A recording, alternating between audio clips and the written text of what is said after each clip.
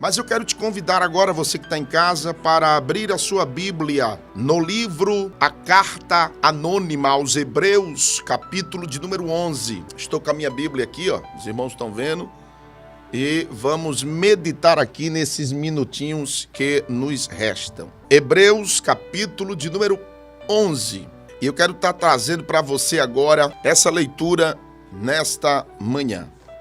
Hebreus, capítulo de número 11, versículo de número 1, que diz assim: Ora, a fé é o firme fundamento das coisas que se esperam e a prova das coisas que se não veem. Eu vou repetir mais uma vez para a tua vida. Ora, a fé é o firme fundamento das coisas que se esperam e a prova das coisas que se não veem. Queria nesse momento falar um pouco sobre esse tema que tem sido um tema tão cotidiano na vida dos cristãos. Observe que quando nós vamos falar de fé, será que você todo dia não ouve falar de fé? Infelizmente, as pessoas usam esse mecanismo que Deus nos concede, que está no nosso subconsciente, a fé. A fé, ela vem dentro do nosso espírito. Como nós somos tricotômicos, Deus nos criou corpo, alma e espírito. Uma das faculdades do espírito é a fé. E a fé, irmão, está dentro de nós. Porém, hoje nós podemos observar que está sendo banalizada a fé. As pessoas talvez comercializam fé, outros fazem com que a fé venha a ser materializada, para ser palpável, para que você pegue, para que aconteça algo que você venha tocar, materializando a fé. Por exemplo, como aconteceu com Arão e aquelas pessoas que fizeram aquele bezerro de ouro para materializar a presença de Deus no meio do povo. Então observe que esse tema tem sido um tema que nós escutamos e ouvimos todos os dias. Mas eu queria ser bem objetivo, queria falar fé, o que ela é e o que ela pode fazer na minha vida. Eu vou repetir esse tema, não vai ser muito prolongado, é uma palavra, fé. O que ela é e o que ela pode fazer. Você já parou para pensar nisso? As pessoas que materializam, as pessoas que querem usar esse mecanismo, mercantilizar a fé, vai usar de muitos artifícios. Porém, eu quero te dizer bem objetivo, observe que quando nós analisamos a palavra fé na Bíblia, ela tem conotações verbais, por exemplo, como crer. E João, no seu livro, vai falar muito bem sobre isso. Observe que no livro de João, você não vai ver o substantivo fé, você vai ver o verbo crer. Você vai ver Jesus dizendo assim, ó, crer tão somente. Você vai ouvir Jesus dizendo, tudo é possível ao que crer. Bendito seja o nome do Senhor. Crer vai muito mais além do que nós pensamos. É confiar, é confiança. Por isso o Salmo 125 diz, os que confiam no Senhor são como os montes de Sião, que não se abalam, mas permanece para sempre. Louvado seja o nome do Senhor. Em Efésios, capítulo de número 2, o versículo de número 8 e o versículo de número 9 vai dizer que nós somos salvos pela fé e não pelas obras. Romanos, capítulo de número 5, versículo 21, vai dizer que nós somos justificados pela fé. Observe que o meio da salvação que nos conduz a Cristo, que nos leva a Cristo, é por meio da fé. E isso podemos dizer que é fé salvífica, a fé que salva, a fé que liberta, a fé que nos dá confiança, a fé que transpõe montanhas. A fé, ela é fundamental na nossa vida. Porém, a Bíblia vai dizer que existem homens de pouca fé, existe homens de muita fé. Existe também, Romanos vai dizer que existe a medida da fé. E Paulo vai escrever aos Tessalonicenses e vai dizer que também tem pessoas que não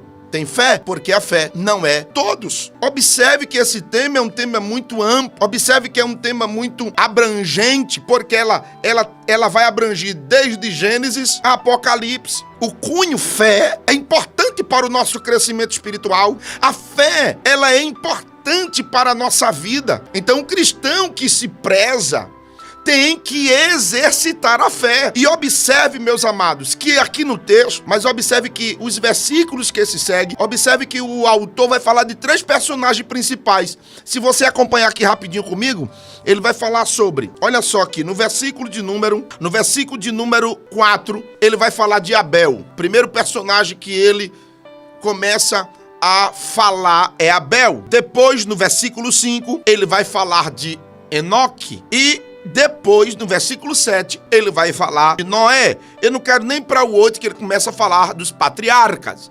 Mas esses 3 personagens que começamos, observe, ele vai falar da fé de Abel, ele vai falar da fé de Enoque e ele vai falar da fé de Noé. São 3 personagens que se utilizam desse termo, que eles se usaram. Porém, a Bíblia vai falar de Abel. Abel, a fé de Abel, ofereceu a Deus o maior sacrifício, melhor do que Caim. Quer dizer, Abel, Deus olhou seu coração, Deus olhou a sua disposição, Deus olhou a sua adoração. Nesta manhã, Deus está olhando a nossa vida.